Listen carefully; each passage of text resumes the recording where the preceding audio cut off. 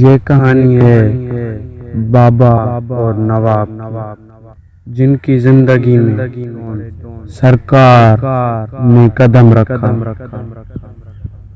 और इन दो शेरों को अलग कर दिया।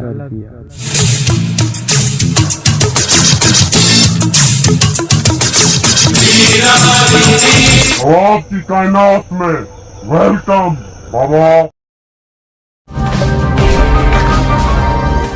काम हो जाएगा।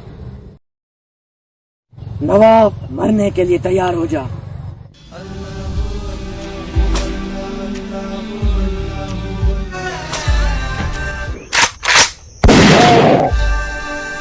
अब वो दर्द तुम्हें महसूस करने की बारी है।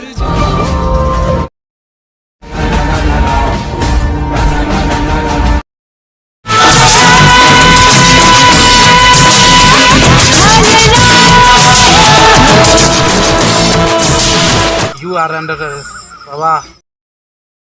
जिंदगी जीने का मजा तब है जब मौत की उंगली पकड़कर चला जाए।